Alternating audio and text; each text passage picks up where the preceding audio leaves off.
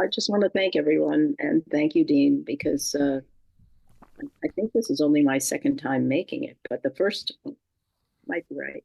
But the first time was really important in grounding me throughout everything that's happened since November 5th or whatever date it was. Mm-hmm. Um, Mm-hmm. I'm very grateful that Yep. I connected to something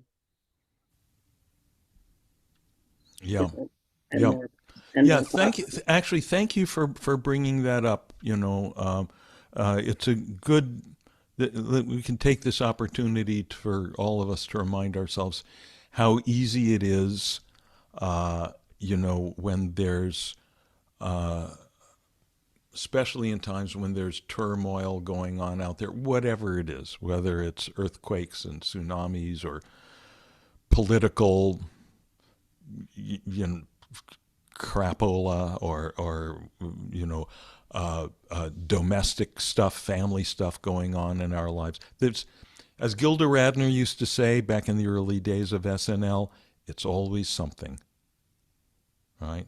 It's always something, and it will always be something. That's the nature of the relative universe, is that there's stuff scraping against each other. There's friction, right?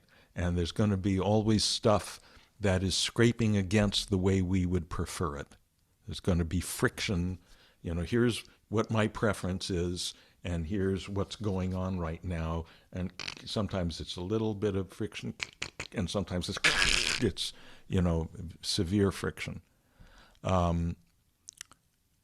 So here's the two elements that cause friction: what's going on and my preference. If we want to not have that friction, we have to eliminate one of those things. Um, Now, we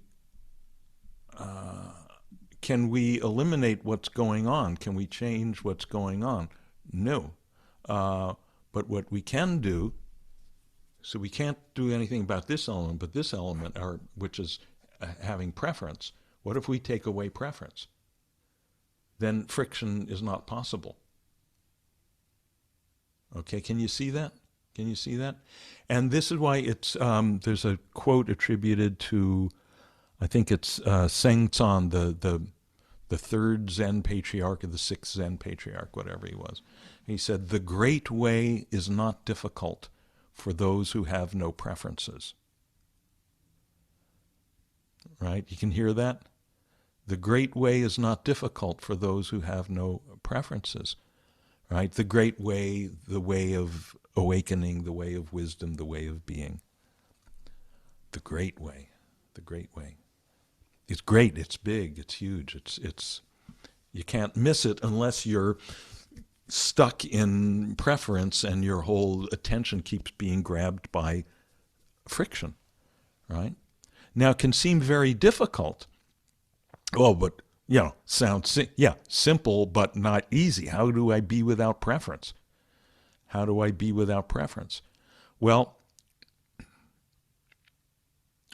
that is, on its face, it's challenging when we're out here in the world, but that's why we have this thing we call meditation.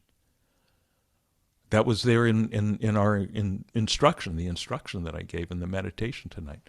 Just be without preference. Right? And in meditation, things are simpler. We're not engaged in activity. Our eyes are often closed, not always necessarily, but our eyes may be closed. And so there's not, we're not dealing with all the, the political craziness or the whatever. We may have thoughts about this stuff going on. Oh, I would prefer not to have that thought. Oh, I would prefer not to have this aching knee. I would prefer not. So what happens when we're confronted with those preferences in meditation? Well, we recognize, oh, that's also part of what is present. That's also part of what, just be with that. We don't get caught up in the preference of, oh, I would prefer not to have those preferences. All right? Can you hear that? Can you hear that? Or to make it simpler, fine, the preferences are there. We just don't buy into them. As long as we don't buy into them, then they're just another thought. It's another thought, it's another thing. It's like, okay, the motor is going, but we've depressed the clutch, so the transmission is not engaged. Right? As long as we don't buy into it, when we're in meditation, we're not buying, we're just being. And then more and more, we come to clearer and clearer experience of what is this place of just being, of resting with it, free from preference and therefore free from friction. Friction free, that friction free state, that boundless state. And it's just, there's something about it that's so good that the nervous system is so happy to discover that place that it wants to stay there. So more and more the nervous system works, when we come out of meditation, more and more the nervous system works out how to remain in that friction-free place of just being, even as we're engaging in activity. And more we discover we can do activity, we can be effective, we can do our political activism if that's what we do. We can do our family activities, we can do our going to the office or whatever we do. And on one level, of course, there's preference, there's choices. Okay, well, I'll have the bowl, I'll have the chicken soup. I won't have the scorpions or whatever it is. We do make choices, but somehow, in what sounds like a contradiction, sounds like a paradox, but to the mind, but to experience, it's, oh yeah, more and more we're able to do all of that without ever having to leave this place of just being. We're it all comes back once again to Bhagavad Gita, chapter 2, verse 48, established in being, perform action. Yogastha kuru karmani. That becomes more and more meaningful to us. More and more, it's not just an abstract idea or a philosophical notion. More and more, oh, that's a description of my experience. It's so simple, it's so straightforward. I'm performing action, but I'm established in just being. Just being. Yeah, Perry? Is that the same? Let's see. You're saying preference, and I understand that's more of a positive thing. And I think I've heard this same argument about resistance. Yes. That when you resisting, is that the same thing, or does that have a different? Is it a different? Yeah. Preference, like, oh, I prefer to have the bowl of soup, and I prefer not to have the bowl of scorpions. That's both preference.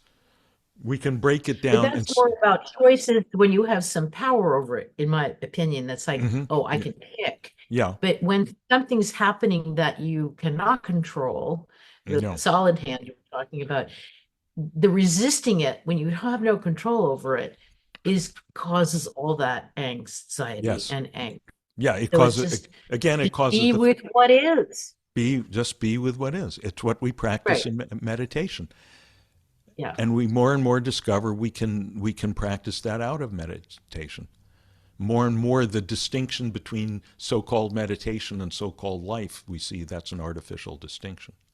Because you feel this resistance, and instead of going with it, following that trail, it's like, nah, just be with what is.